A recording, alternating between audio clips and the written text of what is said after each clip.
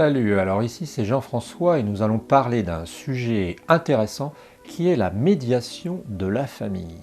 Mais d'abord, qui je suis, qui je suis? Qui je suis? Je suis Jean-François, chercheur de bonheur, bricoleur infernal pour essayer de chercher dans notre monde des pépites pour aller plus loin, pour vivre une vie pleine et entière. Alors, aujourd'hui, nous allons parler de la médiation familiale. Alors, je pense que ça veut dire la médiation familiale, quelque chose qui est organisé par l'État pour que les gens s'entendent, etc. Mais moi, je voudrais parler d'une médiation familiale, privée, personnelle, dans la famille.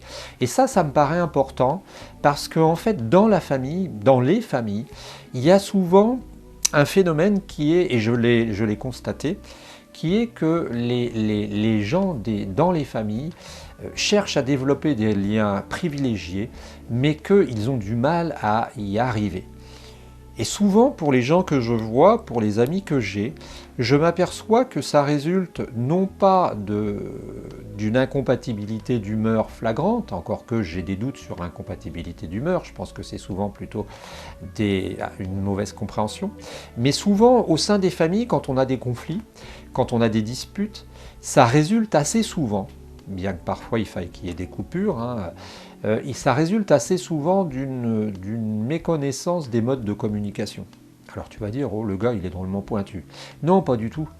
Simplement ce que je veux dire, c'est que dans la famille, vous avez assez souvent, pour l'avoir vu, observé, avoir recueilli des témoignages, tu fais comme tu veux, assez souvent des gens qui ont une volonté, certaines personnes, un pourcentage, authentiquement de rassembler la famille, authentiquement de rassembler les gens du groupe. Ce qui était une nécessité vitale à l'époque préhistorique, parce que si on n'était pas tous à se mettre les uns avec les autres, tous nos dos les uns contre les autres, contre les bêtes ou je sais pas quoi, on pouvait mourir. Donc le groupe était important. Et maintenant, le groupe est un peu moins important puisqu'on est une société de l'ego. Et en fait, ce qui est important de comprendre, c'est que il y a deux choses à mon avis à comprendre. D'abord que finalement l'ambiance dans une famille, ça se travaille. Ça se travaille comme si tu fais du bodybuilding, si tu fais si tu t'entraînes, tu vois, alors là, je suis dans mon bureau, et c'est pas moi, mais tu vois, j'ai des haltères, et si je veux travailler mon muscle biceps et le triceps, je vais faire des haltères, tu vois, voilà, donc je vais prendre, hop, tous les jours. Et bien dans la famille, c'est pareil, tu vois, dans la famille, c'est pareil, sauf que dans la famille, c'est plus difficile, tu vois, dans la famille, oh là là, alors c'est pas moi non plus qui m'en sers de celui-là, mais celui-là, il est lourd, Là, il y a 4 ou 5, 6, 7, 8 kilos peut-être. Voilà, donc là, ça commence à être plus lourd. Et dans la famille, c'est ça qui est assez difficile, tu vois. C'est ça qui est assez difficile, c'est comment dire, c'est d'être capable de réaliser une médiation dans la famille, un moyen d'arriver à parler ensemble, un moyen d'arriver à communiquer, un moyen d'arriver à échanger. Et ça, c'est très important. C'est très important parce que dans une famille, à mon avis, il faut que les forces centripètent. Alors centrifuge, c'est vers l'extérieur, centripète, c'est vers l'intérieur. Il faut que les forces centripètent se rassemblent et qu'elles soient efficaces. Et souvent, on s'aperçoit malheureusement que ceux qui veulent faire quelque chose, c'est souvent, tu sais, dans les réunions familiales, ceux qui se mettent à pleurer puis qui se disent « Mais non, on est une famille, on aimerait bien vivre ensemble, zut !» et puis qui partent en courant. Et qui sont inconsolables, alors que les autres sont en train de crier. Et souvent, la crise est utile, dans une famille, dans un groupe, bien sûr, la crise est utile, mais en fait, je pense que dans une famille, il est important aussi d'avoir des négociations, de discuter, etc.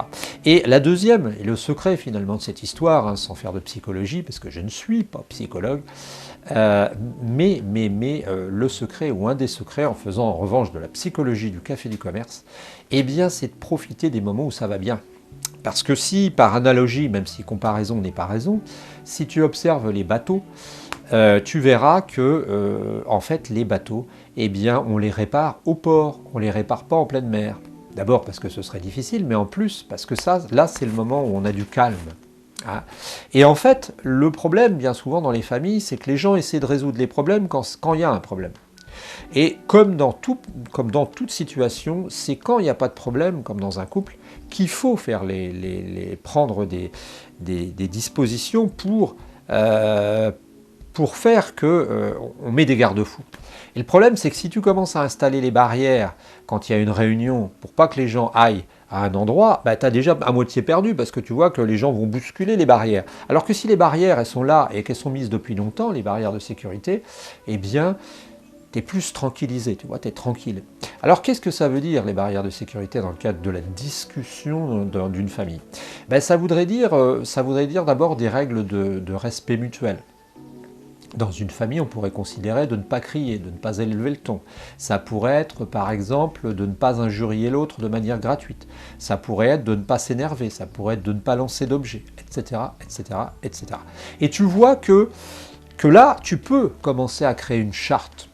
Et tu vas voir qu'au début, ça va être dur parce que les gens vont te dire, surtout si tu dis aux gens quand... Je crois qu'il faut dire aux gens, j'ai l'impression, hein, il faut dire aux gens, et ça marche régulièrement, voilà, quand ça va bien, quand tout le monde est autour, tu sais, quand il fait beau, quand tu es sur la terrasse avec ta famille, puis que tout va bien, tu leur dis, voilà, il y a quelque chose qui me gêne, c'est que parfois, on s'enguirlande, et parfois c'est assez souvent, et je vous aime tous, et en fait, j'aimerais bien qu'on mette ensemble sur la table tout ce qui nous permettrait d'aller mieux.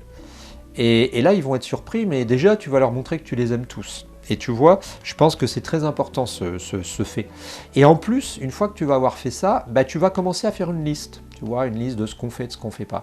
Et ce qui est magique dans ce système de la liste, c'est que rien que le fait, c'est comme quand tu sais, c'est ce que j'appelle un peu l'effet placebo quand tu fais du sport, rien que le fait de mettre tes baskets et de mettre ton jogging, tu vois, tu as déjà gagné 50%. Tu as gagné avant de commencer. Et la liste, c'est bien parce que les autres vont être conscients. Et ils vont se dire, ah tiens, si on parle de moi par exemple, Jean-François a manifesté le souhait de vraiment être respecté et de pouvoir qu'on s'aime. Hein. Et tout le monde va commencer à aller mieux. Alors je sais, il y a des familles où la rupture est nécessaire, hein, quand on a franchi des points de non-retour, quand on a eu des maltraitances. Mais dans l'ensemble, je dis, ce qui est important de bien comprendre, à mon avis, c'est de manifester à l'autre, manifester à l'autre sa volonté de se rassembler, leur dire qu'on les aime, hein, parce que comme je l'ai dit, il faut s'aimer vivant, et puis deux, le faire quand c'est calme. Hein, voilà, il y a un proverbe yiddish qui dit que le port c'est le meilleur endroit pour un bateau, mais que finalement le meilleur endroit pour qu'il s'exprime, pour que les choses se passent, eh bien, c'est d'aller voguer. Eh bien, tu vois, faut que tu fasses comme dans ce proverbe, faut que tu prépares dans le port tes armes pacifiques, pour pouvoir assurer la cohérence de ta famille. Ça me paraît sympa. Et déjà, à partir du moment où tu leur dis que tu les aimes, je pense que tu vas déjà franchir un pas énorme. Voilà, c'était Jean-François pour Sentier du Bonheur, un bricoleur de l'Infernal qui cherche absolument à récolter des pépites pour les mettre dans un petit dossier et pour nous permettre à tous d'acquérir, d'obtenir, de vivre une vie pleine et entière. Je te souhaite une bonne journée et on se retrouve très bientôt. J'oubliais, je ne te dis pas de t'abonner, je ne te dis pas d'appuyer sur la cloche, je ne te dis pas de liker la vidéo, parce que ça, tu le sais déjà. Salut l'ami.